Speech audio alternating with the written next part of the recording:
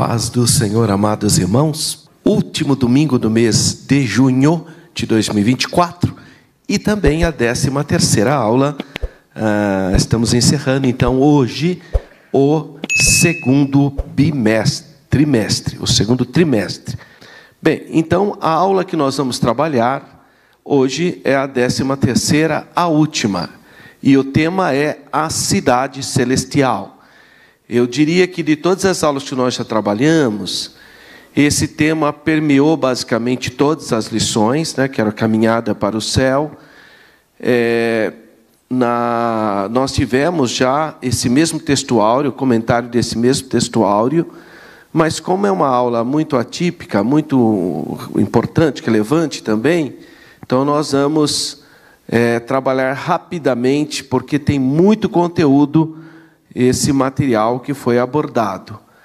O textuário está em Filipenses capítulo 3, versículo 20.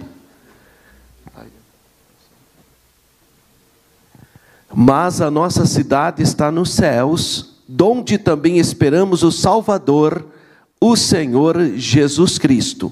Então esse é o texto maior que nós vamos estudar hoje. Verdade prática, a cidade celestial é o alvo de nossa jornada, que iniciou no novo nascimento, quando a pessoa confessou Senhor Jesus como seu Salvador pessoal, e vai consumar com a entrada pelos portões celestiais.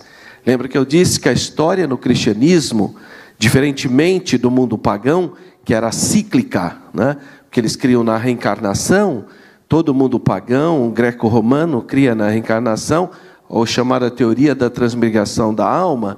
Diferentemente, o cristianismo traz uma abordagem histórica linear. Tem começo e meio e terá fim.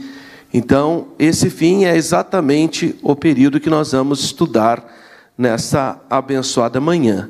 Leitura bíblica em classe. São duas passagens. Apocalipse 21, 9 e 14. E depois, capítulo 22, versículos 1 a 5. Quero convidar os irmãos para gentilmente se colocarem de pé, para nós lermos juntos essas passagens.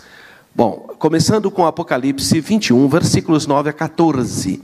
E veio um dos 7 anjos que tinham as 7 taças, cheias das últimas 7 pragas, e falou comigo, dizendo: vem, mostrar-te-ei a esposa, a mulher do Cordeiro. E levou-me em espírito a um grande e alto monte, e mostrou-me a grande cidade, a santa Jerusalém, que de Deus descia do céu. E tinha a glória de Deus. A sua luz era semelhante a uma pedra preciosíssima, como a pedra de jaspe, como o cristal resplandecente. E tinha um grande alto muro com 12 portas, e nas portas 12 anjos, e nomes escritos sobre elas, que são os nomes das 12 tribos de Israel. Da banda do levante tinha 3 portas, da banda do norte 3 portas, da banda do sul 3 portas, da banda do poente 3 portas. E o muro da cidade tinha 12 fundamentos, e neles os nomes dos 12 apóstolos do Cordeiro. Só tem 12 para pôr lá, viu, irmão? A gente tem tanto apóstolo hoje, né? Não sei como que vai fazer, né? Apocalipse 22, 1 a 5. E mostrou-me o rio puro da água da vida, claro como cristal, que procedia do trono de Deus e do Cordeiro. No meio da sua praça, e de uma e da outra banda do rio, estava a árvore da vida, que produz 12 frutos, dando o seu fruto de mês em mês. E as folhas da árvore são para a saúde das nações. E ali nunca mais haverá maldição contra alguém. E nela estará o trono de Deus e do Cordeiro, e os seus servos o servirão, e verão o seu rosto, e na sua testa estará o seu nome, e ali não haverá mais noite, e não necessitarão de lâmpada, nem de luz do sol, porque o Senhor Deus os alumia, e reinarão para todo sempre. Amém. Lembrei até do fechamento do coral ontem, né? Reinará para sempre, né? Vamos orar. Senhor Deus, te damos graças, te louvamos pela leitura da tua santa e bendita palavra. Abençoa cada família aqui representada, que as tuas boas mãos continuem sobre nós. Abençoa os nossos irmãos que nos acompanham de maneira remota. Pai, continua nos ajudando, traga edificação espiritual para nós, nessa escola bíblica dominical. Assim, com ações de graças e com fé, te pedimos, em nome do Senhor Jesus. Amém. Amém. Graças a Deus. Por gentileza, podeis sentar. Eu fiz 2 observações propositalmente. Uma é que só tem 12 nomes, né? São os 12 apóstolos, né? Mas hoje tem tanta coisa por aí, né?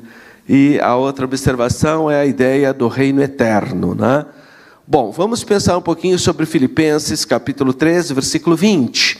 Mas a nossa cidade está nos céus, donde também esperamos o Salvador, o Senhor Jesus Cristo. Eu não consigo entender como uma pessoa nega o destino celestial com um versículo tão explícito como esse. Paulo, escrevendo aos irmãos de Filipos, ele fala explicitamente, a nossa cidade está no céu. E ainda faz essa colocação, da onde nós esperamos o Senhor e Salvador Jesus Cristo. Então, o contexto do nosso textuário, ele está em Filipenses, capítulo 3, do versículo 1 a 21, então, basicamente, todo o capítulo 3, e ele entra no capítulo 4, vai do versículo 1 a 9. Então, seria toda essa composição que é a exortação para guardar-se das pessoas que não têm um bom comportamento espiritual, né? E, claro, que ele vai pedir para a gente cultivar o fruto do Espírito. Então, a nossa cidade está no céu, ele inicia com essa coisa, mas a nossa cidade está no céu. Ele expressa o quê? A expectativa de morar no céu. Só que essa expectativa foi acusada por muito tempo, principalmente pelas pessoas sem fé. Elas diziam o seguinte, que os cristãos almejam o céu porque não têm capacidade de transformação social. Somente os ideólogos de esquerda usavam muito disso, que desejar ir para o céu é uma atitude escapista. Por isso que, embora está uma discussão enorme, quem foi que disse essa frase, se foi o Karl Marx ou o Mao Tse-tung, está mais para o Mao Tse-tung, que foi o líder chinês comunista, ter dito que a religião é o ópio do povo. Embora, quando ele fala que a religião é o ópio do povo, é por causa da interpretação que na religião há uma ideia de escapismo. Então, a pessoa às vezes está padecendo muita necessidade, mas ele fala, não, mas eu creio em Deus, eu vou morar no céu, então, e daí?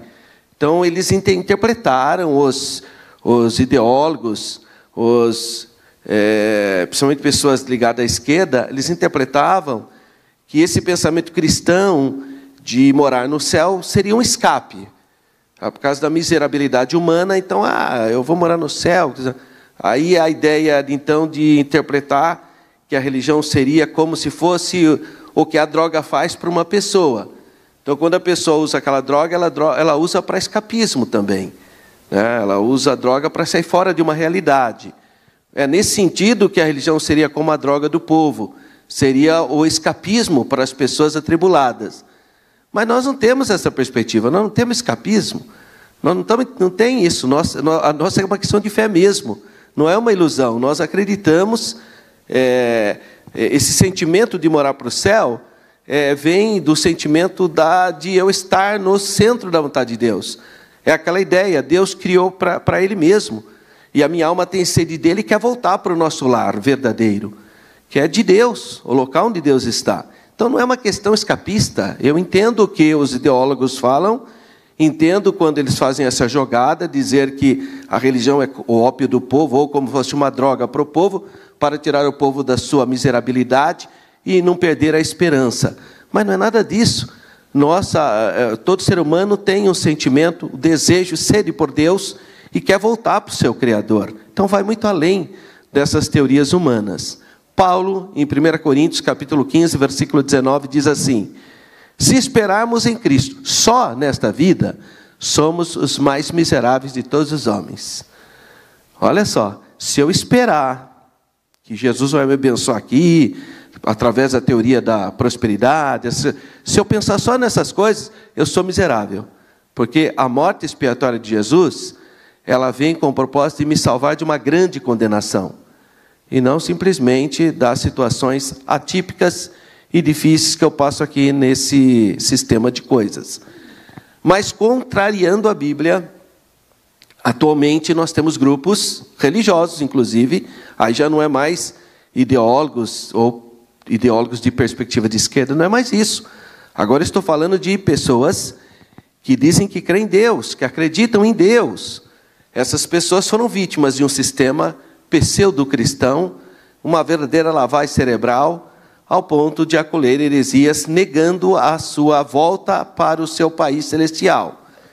Claro que são seitas que manipulam a verdade com astúcia e acabam injetando no indivíduo um engano, uma mentira que para ela é verdade, e aí essa mentira destrói a sua esperança celestial. A pessoa não tem mais esperança em morar no céu. Mas por que será que essas pessoas foram desconstruídas espiritualmente com a esperança celestial e agora desejam morar na terra mesmo? O que ocorreu com essas pessoas? Por que elas atacam tanto o ensino bíblico da esperança celestial, de morar no céu, conforme Filipenses 3? Eu coloquei aqui um exemplo das conhecidas Testemunhas de Jeová.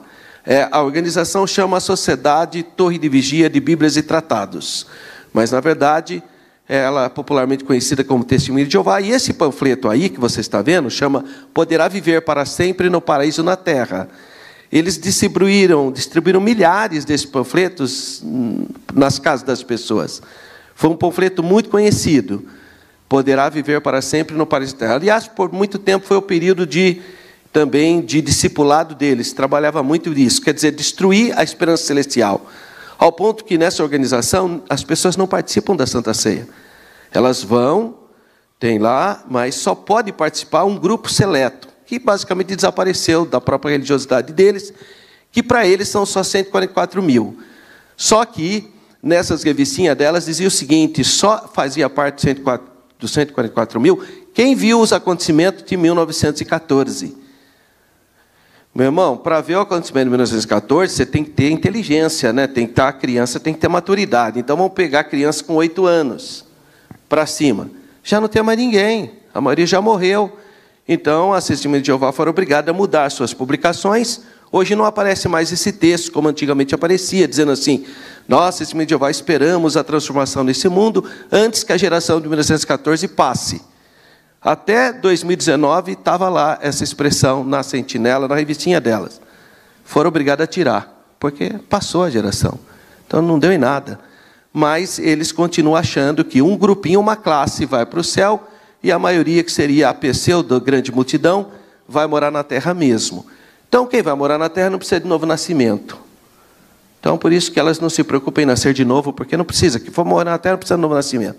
Então, uma religiosidade que inventou algo e tenta destruir o que a Bíblia fala. E isso é muito sério.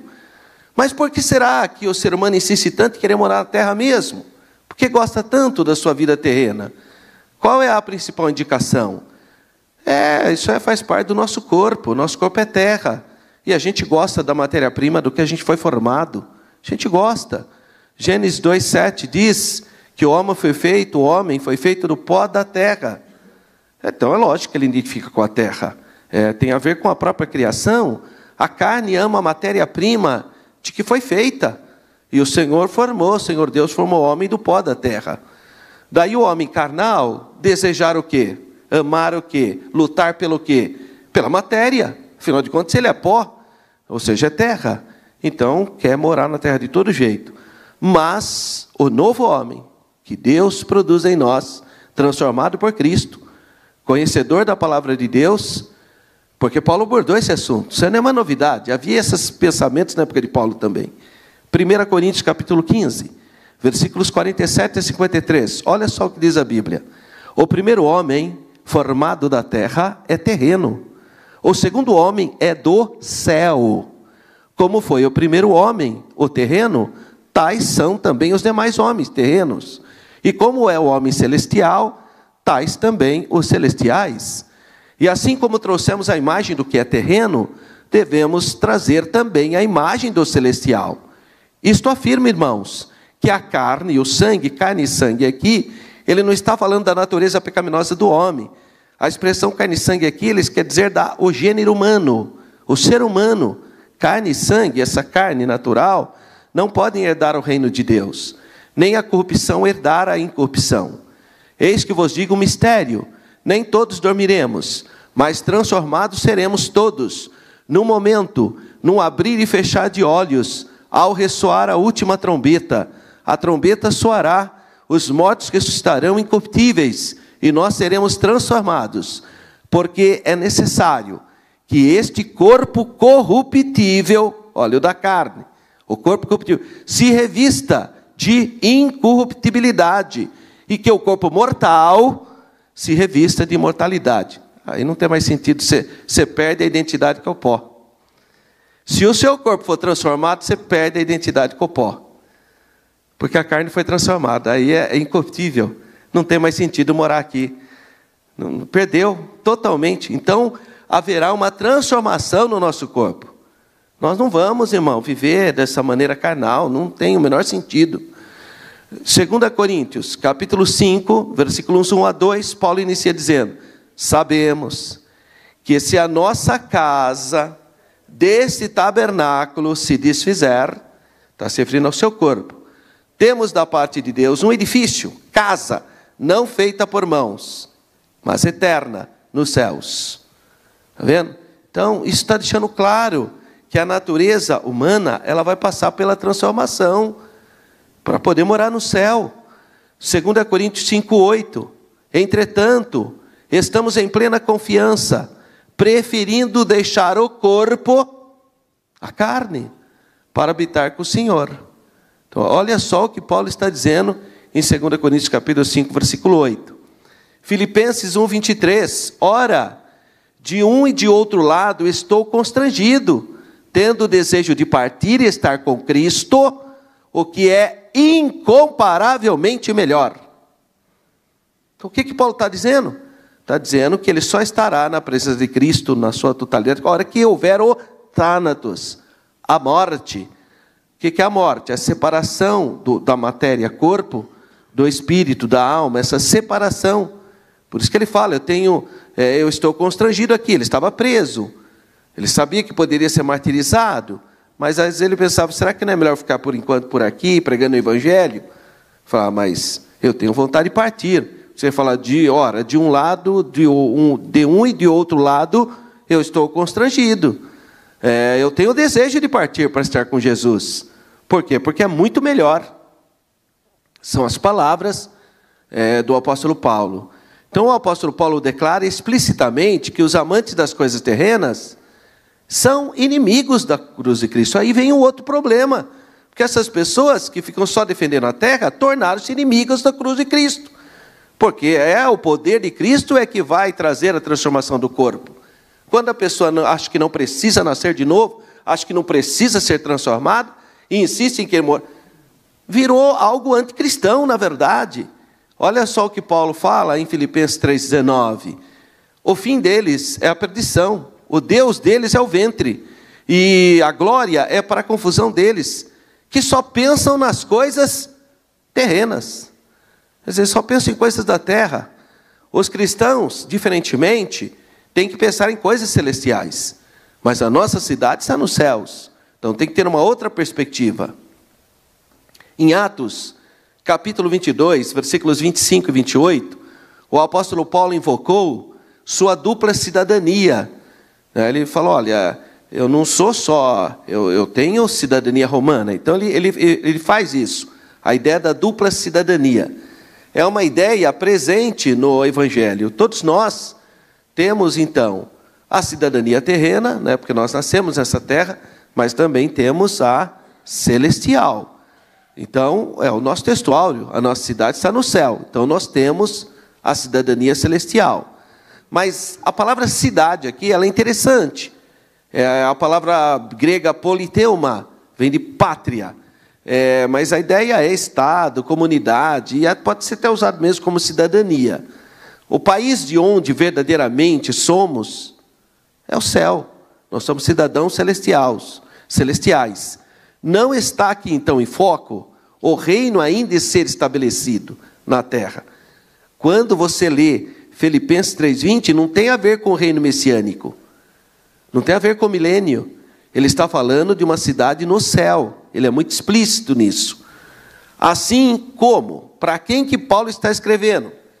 Paulo está falando para os irmãos de Filipos. Então vamos pensar aqui a analogia que ele faz.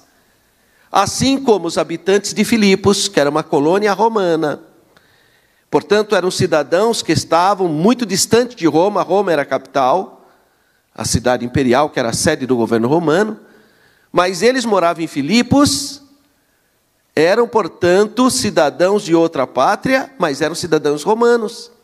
Então, mesmo estando em Filipos, eles eram considerados cidadãos romanos, embora moravam em uma outra cidade.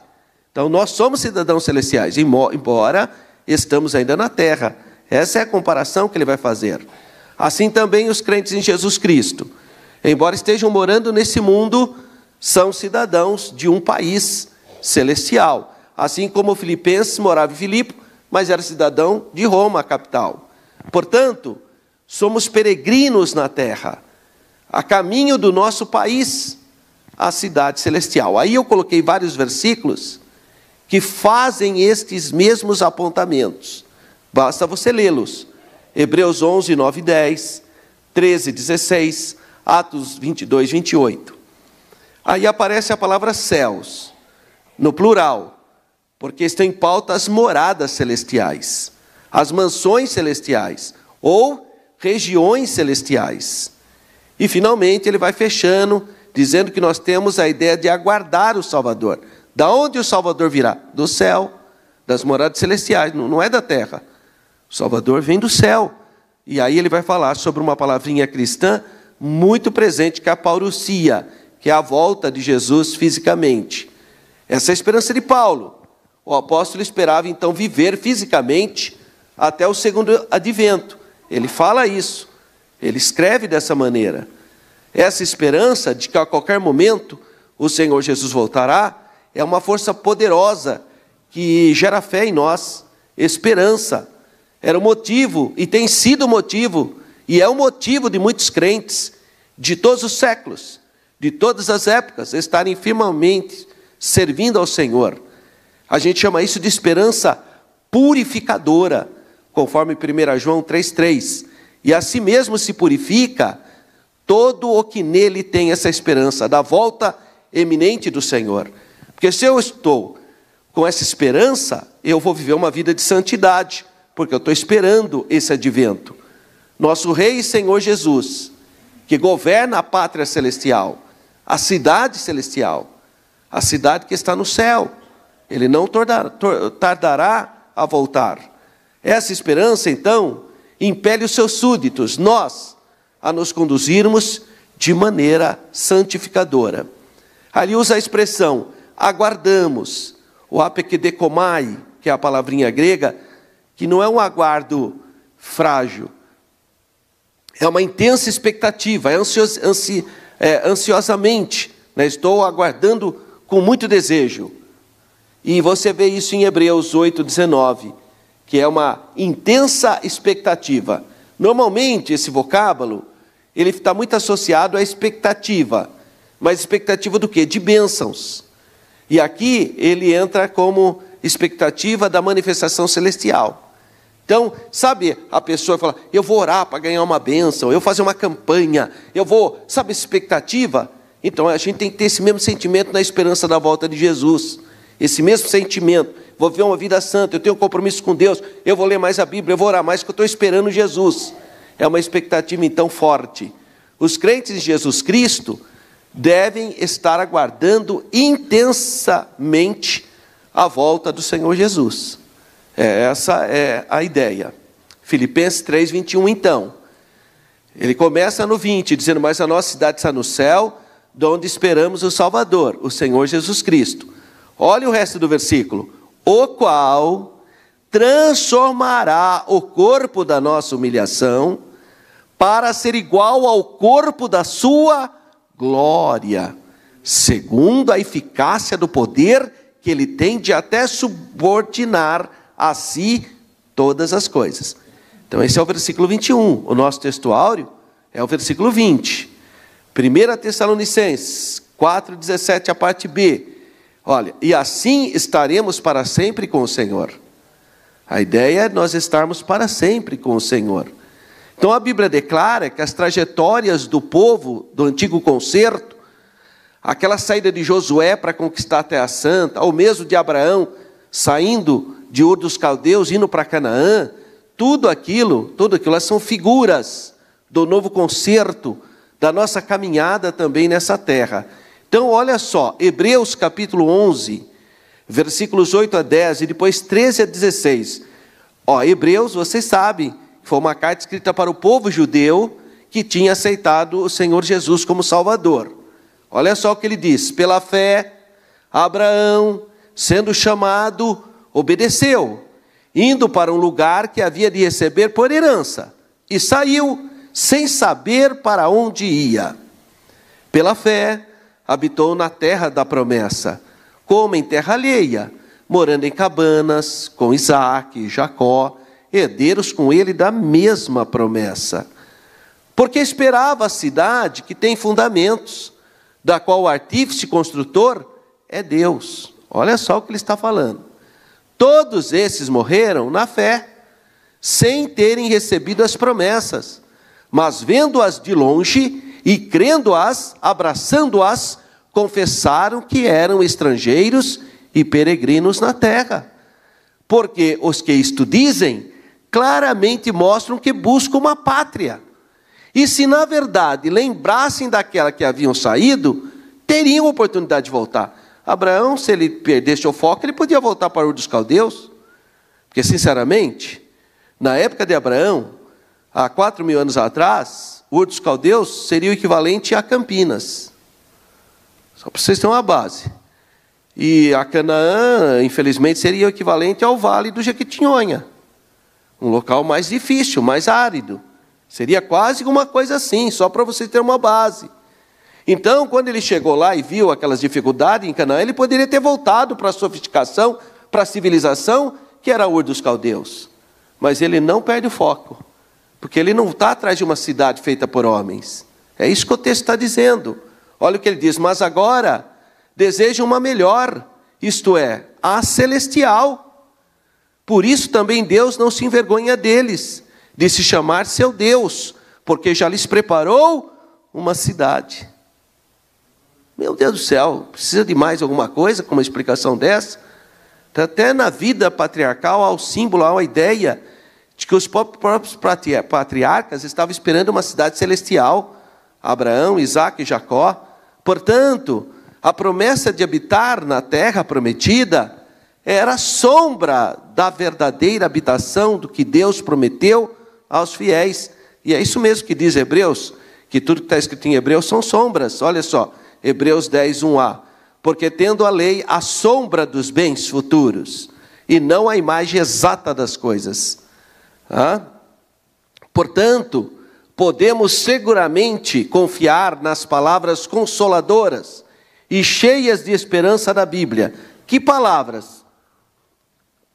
Nós vamos citar aqui várias passagens agora.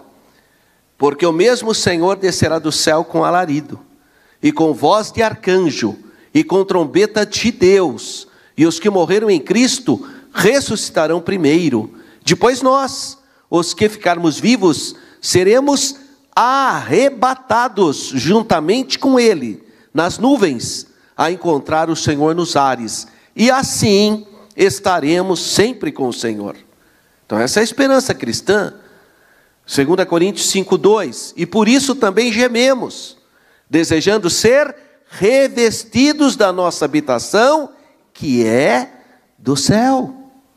Então a esperança celestial é extremamente bíblica. Um dia uma pessoa falou para mim: eu nunca li na Bíblia que tem um versículo que nós vamos morar no céu. Eu falei: então você não lê a Bíblia. Como assim? Tá, nós temos vários versículos que falam da transformação que vai passar o nosso corpo. Colossenses 1:5. Por causa da esperança que vos está reservada nos céus, da qual já antes ouviste pela palavra da verdade do Evangelho. Hebreus 3:1. Por isso, irmãos santos, participantes da vocação celestial, considerai a Jesus Cristo, apóstolo e sumo sacerdote da nossa confissão. Hebreus 10:34.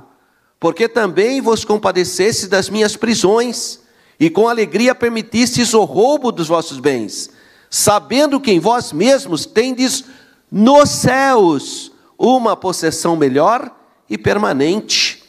João 18:36, respondeu Jesus: o meu reino não é desse mundo. Se o meu reino fosse deste mundo, pelejariam os meus servos, para que eu não fosse entregue a judeus. Mas agora o meu reino não é daqui, não é aqui, não é daqui. Mateus 8:11, mas eu vos digo que muitos virão do Oriente e do Ocidente, e assentar-se-ão à mesa com Abraão, Isaque e Jacó, no reino dos céus. Romanos 14:17, porque o reino de Deus não é comida, nem bebida, mas justiça, paz, alegria do Espírito. É uma coisa espiritual, irmão. Tem um monte de religião que transformou o reino eterno, o paraíso, em um local de carnalidade. Essas religiões orientais, o pessoal vai ter não sei quantas virgens, mulheres, vai ter lá frutas de todo tipo, vai ter fazão, carne assada. Mas o céu não é isso não, irmão. Isso é uma coisa material, isso é uma coisa carnal, aqui da terra mesmo. Você nem precisa ir para o céu para comer isso. Você quer comer um fazão? Vai no restaurante. Você não precisa... Então agora, meu Deus do céu, como que você põe o reino de Deus, um urso panda no reino dos céus, irmão? Só põe a foto lá do urso. Está misturando milênio com vida eterna. Como assim? A pessoa lá comendo abacaxi, melancia. No reino do céu, você não precisa estar no reino do céu. Vai aí na feira, está cheio de melancia, irmão. É uma fraqueza mental. O reino de Deus não é comida nem bebida, mas é justiça, é paz, são coisas espirituais. É o céu, não é coisa terrena. João 17:24, Pai, aqueles que me deste, quero que, onde eu estiver, também estejam comigo, para que vejam a minha glória que me destes, porque tu me amaste antes da fundação do mundo. Olha só a fala do Senhor Jesus. Apocalipse capítulo 7, versículos 5-15, declara que havia uma multidão de pessoas, sabe aonde? No céu. Está lá a grande multidão que essa turma fala, está no céu, não está na terra. Por que eu sei que eles estavam no céu? Olha o versículo 9. Eles estavam diante do trono do Cordeiro. Aonde que fica o trono do Cordeiro? No céu, irmão. Está vendo? Então até a grande multidão que eles falam tanto que vão morar na terra, não tem o menor sentido isso. Essa grande multidão está diante do trono do Cordeiro. E aonde fica o trono do Cordeiro? No céu. Então veja, irmão, até aí eles erram, coitados. E o versículo 15, o que diz? O que João fala?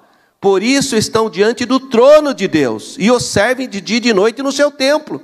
Aquela grande multidão que a Bíblia fala lá, está diante do trono de Deus e o serve de dia e de noite.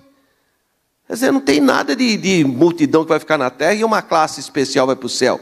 Como se Deus separasse entre duas classes. Aonde está o templo de Deus? No céu.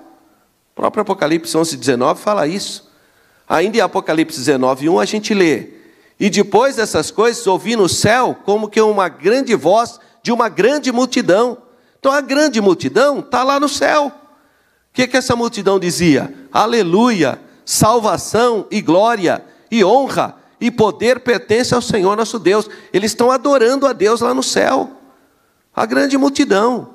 Então não podemos nos esquecer ainda de outros casos emblemáticos que é importante nós apresentarmos na escola bíblica dominical, que é o caso do profeta Elias e o caso de Moisés, porque eles aparecem na transfiguração de Mateus 17:3. E eles falam com Jesus. Aonde que estava Elias? Aonde que estava Moisés? No céu ou no túmulo? Aonde? Então, morreu o corpo dele, mas eles estavam vivos lá. Tanto é que Jesus conversava com Elias e com Moisés. Moisés apareceu falando com o Senhor Jesus, muitos anos após a morte dele. A Bíblia diz que eles não haviam ressuscitado. Os servos de Deus já morreram. Eles já tinham, o corpo tinha morrido, mas eles estavam vivos. Então o corpo estava em dormição. O que dorme é o corpo, mas a alma não. Ainda ontem aqui na festa dos 70 anos do coral, o pastor fez a homenagem para a irmã Mara, de saudosa memória. A irmã Mara cantou aqui no coral, participou. Ele falou, então ela está cantando lá no céu. É isso mesmo, ela está na igreja gloriosa, está viva. É o corpo dela que dormiu. O corpo que está lá, inconsciente, se decompondo. O nosso pastor, Eliseu Bley, que sempre vinha aqui na sede, cantava, louvava a Deus aqui com a gente. O corpo dele dormiu. É o corpo que está em decomposição. Mas ele está vivo na presença de Deus. Ele está fazendo parte agora da igreja gloriosa. Graças a Deus. Essa é a crença cristã. Então foi justamente isso que o Senhor Jesus declarou quando os saduceus sugestionaram sobre as pessoas que haviam morrido. Os saduceus inventaram uma história. Falaram, morreu, acabou. Agora quero ver na ressurreição. Uma mulher que casou com vários homens, que ficou viúva e foi casando com vários homens. De quem vai ser o marido dela na ressurreição? Jesus falou, meu Deus, eles não conhecem a Bíblia. De novo, vem com conversa carnal a respeito de algo espiritual. Jesus deu essa resposta aí, Mateus 22, 31, 32. Acerca da ressurreição dos mortos, não tendes lido o que Deus vos declarou? Dizendo, eu sou o Deus de Abraão, o Deus de Isaque, e o Deus de Jacó? Ora, Deus não é Deus de mortos, mas de vivos. Por quê? Porque Abraão, Isaque e Jacó estão vivos diante de Deus.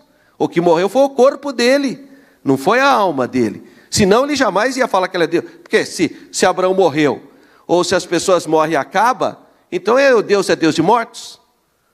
Porque ele fala que é o Deus de Abraão. Então, ele pode dizer que é o Deus de Abraão, de Isaque e de Jacó, porque as pessoas estão vivas diante dele. Graças a Deus. Então os patriarcas, Abraão, Isaque e Jacó, estão vivos ou estão mortos diante de Deus? Vivos ou mortos? O Senhor Jesus declara explicitamente que estão vivos. E que Deus não é Deus de mortos, mas Deus de vivos. Por isso que ele pode dizer, eu sou Deus de Abraão, o Deus de Isaque e o Deus de Jacó. Porque Deus é Deus de vivo, então eles estão vivos. Porque se Deus não fosse Deus de vivos, aí realmente não está resolvido. Mas o próprio Senhor Jesus fala, vocês não conhecem a Bíblia. As pessoas que morreram na fé estão com Deus, e Deus é Deus de vivos, não é Deus de quem já morreu. Então olha só a expressão. Por quê? Porque aqui tem um princípio, que a morte não morreu, mas partiu da morte para a vida, né? Que a morte não é o fim de todas as coisas, como o mundo pensa que é. Que a exortação, então, do apóstolo Paulo aos filipenses tem um efeito real na nossa vida como cristãos. Filipenses 3, 17 e 21. Sede também, meus irmãos, imitadores, e tende cuidado, segundo o exemplo que tendes em nós, pelos que assim andam. Porque muitos há dos que muitas vezes vos disse, e agora também digo chorando, que são inimigos da cruz de Cristo, cujo fim é a perdição, cujo Deus é o ventre, e cuja glória é para a confusão deles, que só pensam nas coisas terrenas. Mas a nossa cidade está nos céus, de onde também esperamos o Salvador, o Senhor Jesus Cristo, que transformará o nosso corpo abatido, para ser conforme o seu corpo glorioso, segundo o seu eficaz poder, de sujeitar também a si todas as coisas. Então esse é o nosso textuário, é a base então da nossa fé.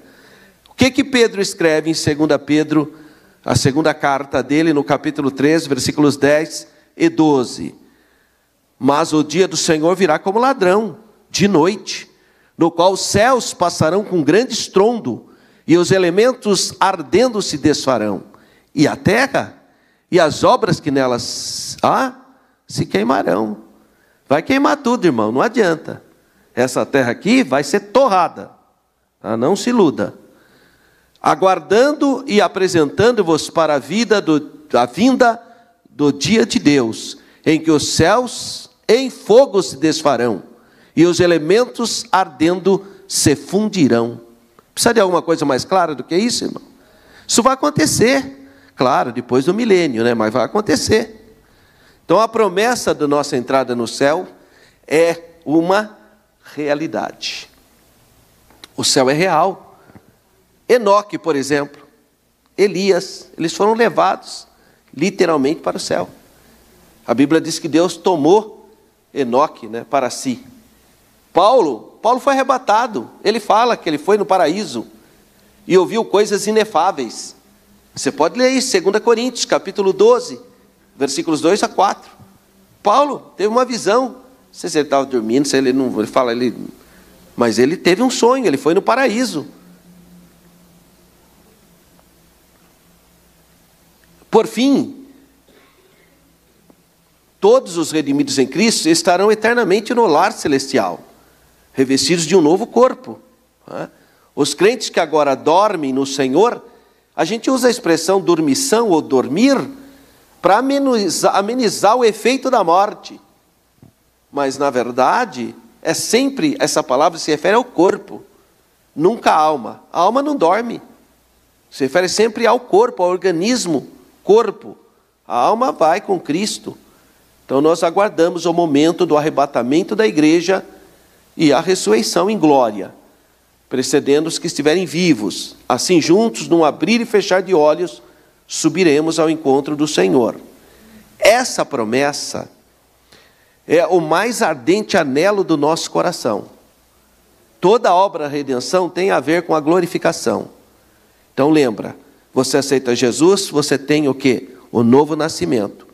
Regeneração. Você vai prosseguindo no processo de santificação. Nós estamos nesse processo agora. Mas, depois desse processo, vem o terceiro, glorificação. Os irmãos estão entendendo? Então, primeiro, novo nascimento, regeneração. Segundo, nós estamos vivenciando o processo da santificação. E o terceiro, glorificação, quando o nosso corpo será glorificado. Bom, então a lição inicia com esse primeiro tema, o paraíso eterno. É o primeiro tópico. Mas o que é paraíso, segundo a palavra?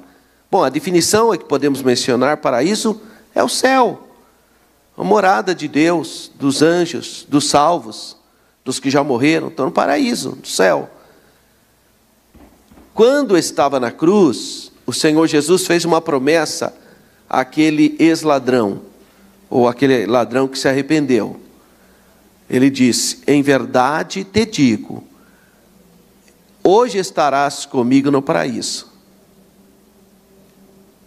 Hoje mesmo, ele estaria com ele no paraíso. Por quê? De fato, você vê que Jesus morreu primeiro na cruz. Tanto é que o pessoal foi tirar Jesus da cruz, eles iam quebrar os ossos dele, porque achou que ele não tinha morrido ainda. Mas quando viu que ele já tinha morrido, não quebrou nenhum osso.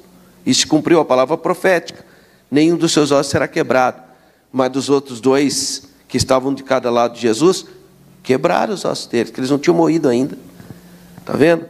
Então, Jesus desceu às partes baixas, quando morreu, ao inferno, a região infernal, ou a parte boa do Hades, e pregou lá para os espíritos. E pegou a parte boa do Hades, como diz Efésios, pegou cativo o cativeiro, deu dons aos homens e subiu, inaugurou o paraíso. Nesse instante deve ter morrido esse ex-ladrão que pediu misericórdia. Então esse ex-ladrão, ele nem desceu mais, porque todo mundo que morria antes da morte de Jesus, descia para o Hades. É a parábola do rico e de Lázaro, ele conta isso como que era. Todos do Antigo Testamento. Até Jacó fala para José, eu só vou me consolar, porque ele achou que o filho dele tinha morrido, né? Tivesse morrido. Então ele falou, eu só vou me consolar quando eu descer no local dos mortos e encontrar o meu filho José. Porque todo mundo que morria descia, e lá havia a parte boa, que era chamada paraíso, jardim de Deus, trono de Abraão, ou aliás, seio de Abraão, ou trono da glória. Todos esses nomes, a parte boa do Hades. A parte ruim, inferno, local de sofrimento. Aí tem a história de Lázaro. E como nós sabemos que aquilo é uma história, e não simplesmente um conto alegórico? Porque cita nome próprio, né, irmão? Você não vai contar um conto alegórico citando nome próprio? Isso não existe em lugar nenhum. Ah, mas está escrito parábola. Não, mas foi a Sociedade Bíblica que escreveu, não está escrito no original, parábola do rico do lado. É uma história. A Sociedade Bíblica resolveu colocar parábola, é problema dela. Ela, embora também não é porque a parábola é que não existe, mas não é um conto alegórico. Existem 2 passagens na Bíblia que a Sociedade Bíblica apelidou de parábola, mas eu posso questioná-la. Por quê? Porque foi ela que pôs. Só que tem um problema, citam nomes. O primeiro caso, Lázaro e o rico. Lázaro é o nome, ali tem Abraão, Isaac, Jacó, Moisés, nomes próprios. Então não tem jeito de ser um conto alegórico. Outra questão é a parábola do bom samaritano, que ela não é uma parábola, que é uma história, um acontecimento real. Como nós sabemos isso?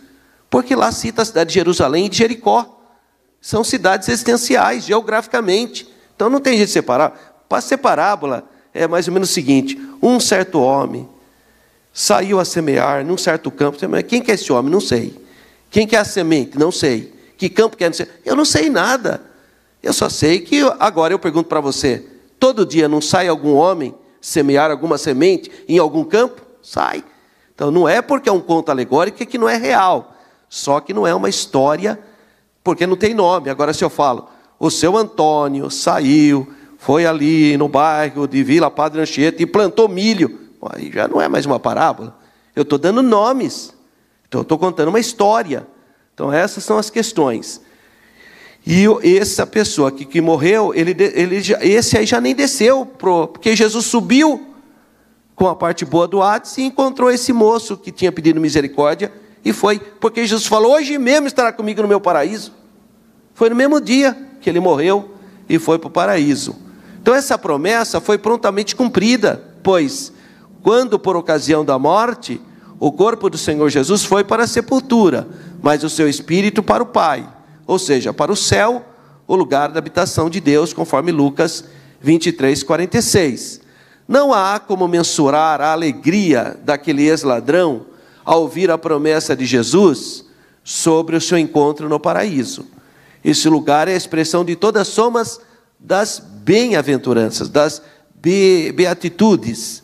O apóstolo Paulo foi arrebatado e levado ao paraíso, 2 Coríntios 12, 4, que é o mesmo lugar que aparece em Apocalipse, capítulo 2, versículo 7. E o que é a cidade eterna, então?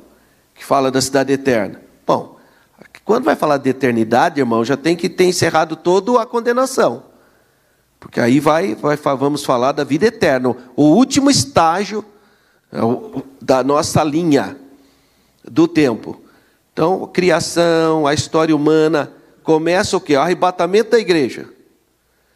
Período da grande tribulação, milênio. Terminou o milênio, a grande guerra e acabou ali. Aí nós vamos para o período eterno. Essa é a linha cronológica. Então, depois do julgamento final, olha, estou lá no final, porque eu vou falar sobre a cidade eterna.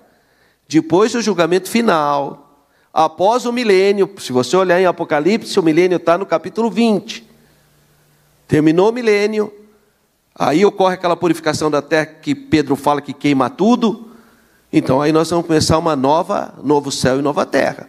Aí é uma outra história. Só que não é igual à terra antiga. Por quê? Porque aí as pessoas que vão morar ali já estão no outro processo. Surgirá a nova Jerusalém, que figura como a cidade eterna de Deus, mas é no outro momento. Quando esteve nesse mundo, o Senhor Jesus assegurou que prepararia lugar para nós, para os santos. Até o pastor Carvalho abordou isso aqui ontem.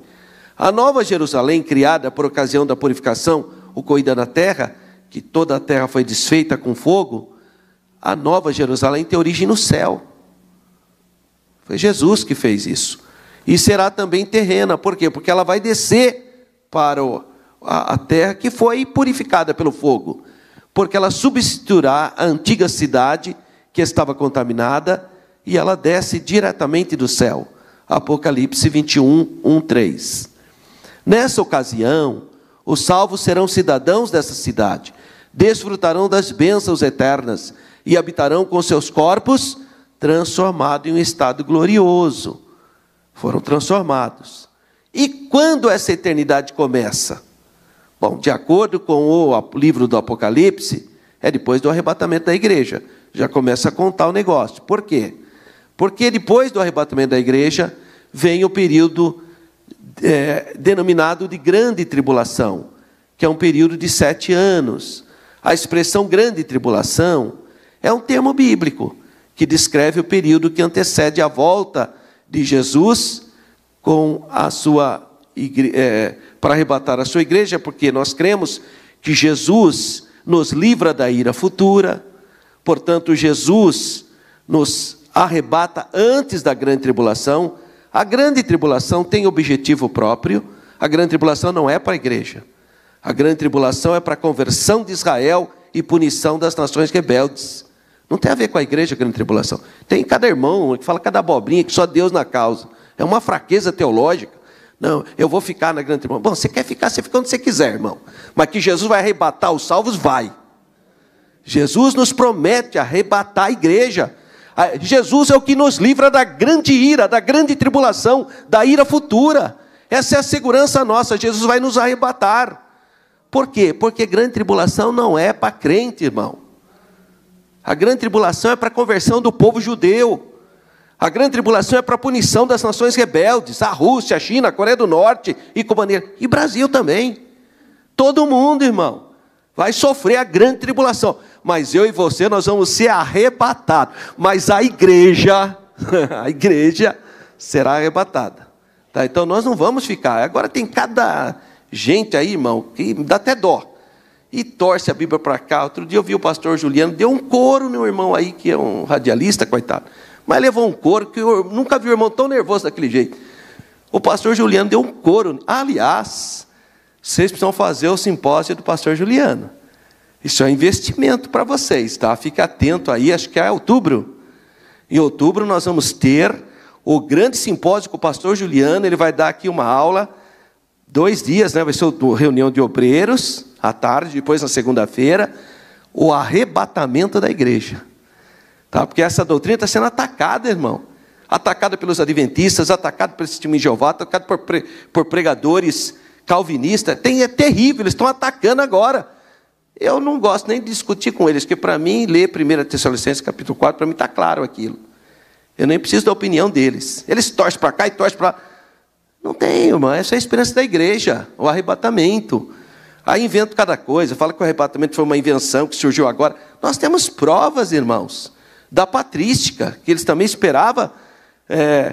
O professor Antônio Reis tem um site, que eu também indico para os irmãos, acho que os irmãos devem ser assinantes dessa página, chama Paleoortodoxia. Paleoortodoxia.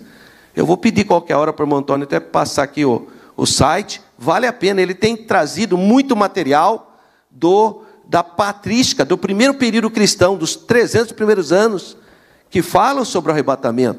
Agora, essa gente acha que não tem. Não, a patrística ninguém falou do arrebatamento. É lógico que falaram do arrebatamento. Nós temos provas, sim. Tá? Então, e tem gente achando que arrebatamento é uma doutrina que surgiu com o John Darby. Olha que fraqueza teológica, né? Então, esse período da grande tribulação é um período que aparece, ele ocorrerá na metade do final de um período de 7 anos, a 70ª semana do profeta Daniel, conforme Daniel 9, 20 e 27, e será o período mais aflitivo de toda a história humana. Só que a igreja foi arrebatada, irmão. Está lá, Mateus 24, 21. Porque haverá então grande aflição, como nunca houve desde o princípio do mundo, até agora, nem tampouco há de haver. Só que ele fala, cuidado com o sábado, porque isso é um assunto judaico. Fala dos que estão na Judéia, não vai, porque esse assunto é para Israel, não é para a igreja. Isso é um assunto específico, a grande tribulação não tem a ver com a igreja. Em seguida, nosso Senhor Jesus retornará com a sua igreja gloriosa, depois das bodas do Cordeiro, triunfante, para o quê? para implantar o reino milenal de 1000 anos, conforme Apocalipse capítulo 20. Então vamos lá, de novo. Jesus arrebata a igreja. Começa aqui o período dos 7 anos. Aqui na terra, grande tribulação para a conversão de Israel, para a punição de nações iníquas. E nós estamos no céu, celebrando a bodas do Cordeiro. Aí Jesus retorna no final desse período da grande tribulação para implementar o reino lá em Israel, na Jerusalém terrena. Literal, irmãos. Conforme Apocalipse capítulo 20 e conforme os primeiros cristãos acreditavam. Eu tenho documento do ano 150 de Justino de Roma, ou Justino Mártir, que ele fala exatamente, crê no que eu estou falando para vocês hoje. Exatamente isso que eu estou dizendo. Porque essa fantasia dos catolicismos de que não haverá milênio literal é uma invenção de Agostinho de Hipona, quarto, quinto século. Está muito distante das fontes primitivas. Então, depois do milênio, entraremos no glorioso estado eterno. Aqui, devemos cuidar para não confundir o milênio com o estado eterno. Milênio são 1000 anos, período que Satanás estará preso. Você pode ler isso em Apocalipse 20. Então, o milênio é o período em que Jesus reinará por 1000 anos na terra, na Jerusalém terrestre. Essa Jerusalém é que a gente conhece. Então, ali é a promessa do reino davídico. Mas no final do milênio, pessoas serão julgadas diante do trono branco. Aí é o juízo final. Então, o juízo final se dá após o milênio. Apocalipse capítulo 20, versículos 11 a 15. O estado eterno é após o juízo final. E se caracteriza pela eternidade, que passaremos com Deus na nova Jerusalém celestial. Então vamos aguardar com alegria o reino eterno, o novo céu, a nova terra e a nova Jerusalém. Então o período eterno é depois do julgamento final do grande trono branco. O eterno e perfeito estado. O estado perfeito, à luz da doutrina bíblica, tanto de Gênesis a Apocalipse, há um propósito divino na consumação dos séculos. Lembra que eu disse que a escola, que a nossa linha temporal, ela é linear. Tudo ocorrerá por ocasião da segunda vinda de Cristo, após o milênio, em que serão estabelecidos o novo céu e a também chamada nova terra. Nesse tempo, o propósito original de Deus se cumprirá, toda a terra se encherá da sua glória. Conforme o apóstolo Paulo escreveu, haverá reconciliação de todas as coisas, então céu e terra serão a mesma grei. Será que a gente fala que é uma nova terra? Mas, por exemplo, nessa nova terra não haverá mar. O mar não existe mais.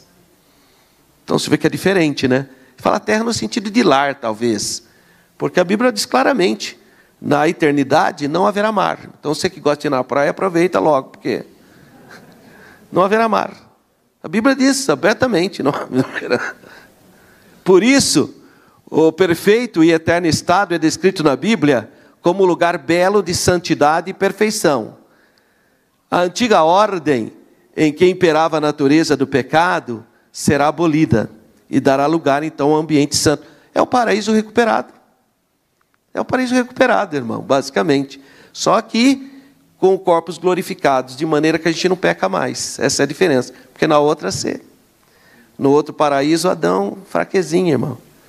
Humana, né? Fraquezona, né? Olha nosso estado. O estado perfeito à luz de Apocalipse 22. Porque esse é o último capítulo da Bíblia. É o Apocalipse 22. Então ele traz símbolos ali. E aí nós temos duas escolas. A escola que acha que são apenas símbolos, como foi o caso do pastor Israel, ele fala que é símbolos. Mas grande parte dos nossos teólogos fala que é literal. Então ele fala símbolo aqui na lição. Que símbolo que ele vai dar? Ele fala que tem um rio, uma árvore, a ausência de males e a presença de Deus. E eu não vejo muito isso como símbolo, né? A ausência do mal não é símbolo, é uma realidade. A presença de Deus, talvez ele quis referir ao rio, mas mesmo assim, a maior parte dos teólogos acha que é literal. A vida eterna é descrita como um rio. O apóstolo João descreve essa eternidade como o rio da vida, que brota do trono de Deus e do Cordeiro. Aqui está presente o aspecto simbólico do rio como símbolo da vida, que em diversas vezes o Senhor Jesus mencionou como água da vida. Mas também nós podemos crer que seja literal, um rio literal. Qual é o problema? Nenhum, porque isso aqui, irmão, eu não posso fazer doutrina, eu não sei, não aconteceu ainda. A vida eterna é descrita como árvore. A árvore da vida remonta ao livro de Gênesis. Seus 12 frutos, de mês em mês, suas folhas simbolizam a vida. Mas também pode ser literal também, uma árvore literal. Não haverá mais dores nem doenças, pois no divino estado eterno a morte não prevalecerá mais. A vida eterna sem males, maldição contra alguém vai ser completamente eliminada. O problema do coração do ser humano será resolvido. O trono de Deus e o Cordeiro estão centralizados no coração do homem. E, finalmente, a vida eterna na presença de Deus. Bom, aí Deus estará presente na cidade, é a luz dele que ilumina a cidade, não precisa de sol. Mas é outra terra que não tem sol. Olha como difere esse novo lar, né? Então, o estado final de todos os santos, que são todos nós. O que todo crente salvo deve esperar? Bom, os santos de Deus, tanto no Antigo como no Novo Testamento, nunca viveram nessa terra com a ideia permanente. Nenhum, todos que estavam aqui percebiam que estavam como peregrinos. O exemplo é o patriarca Abraão, que eu já li sobre ele aqui, então não vou repetir essa parte. Viveremos todos em unidade. Isso é importante, porque ele vai falar das inscrições que existem ali. Fala dos alicerces, né? E fala também que nessa Nova Jerusalém não há mais o problema étnico, porque judeu e grego, isso não tem a menor importância mais, porque eram coisas terrenas. Então nós vamos ver numa nova cidade, onde todas as pessoas são iguais e abençoadas, porque são parte do corpo do Cordeiro. Tudo isso será possível, porque haverá também uma transformação no mundo físico, claro, né? Romanos 8, 21 fala isso. Finalmente, retorno na nossa casa. Sabemos que a nossa morada final não é aqui nesse mundo. Nós não somos daqui. Nós estamos aqui, mas nós somos estrangeiros. O apóstolo Paulo nos lembra de que a nossa cidade está nos céus. Então nós não podemos perder essa perspectiva. Os cristãos que verdadeiramente mantêm comunhão com Cristo, com a palavra, cultivam em seu coração o desejo de voltar para o seu lar. Essa é a nossa grande recompensa, quando findarmos aqui a nossa caminhada. Essa é a bendita esperança de todo crente fiel, morar no céu. Então, para encerrar essa aula, o céu é o destino final de uma jornada que se iniciou no novo nascimento. Quando a pessoa aceita Jesus como Salvador, começa a lhe dar a partida, passa a ser peregrino na terra. Do início da jornada até o final, enfrentaremos uma série de desafios, enormes dificuldades e etc. Inimigos que vão tentar, de alguma maneira, sabotar essa caminhada.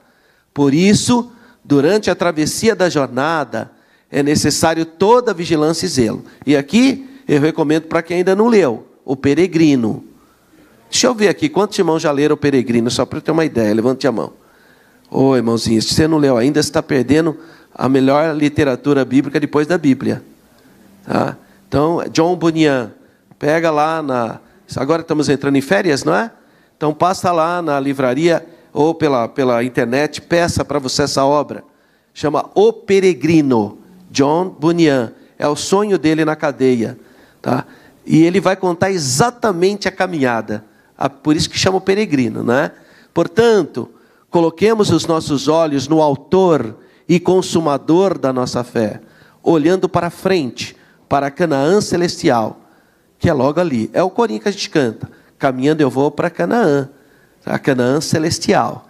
Então que Deus continue abençoando os irmãos. Essa é uma lição muito rica. Guarde tudo aí para você, para que ninguém venha desafiar a esperança de fé. E finalmente, na próxima aula, será dia 7 de julho, 7º dia do mês de julho. E nós vamos iniciar um novo trimestre, que é julho, agosto e setembro.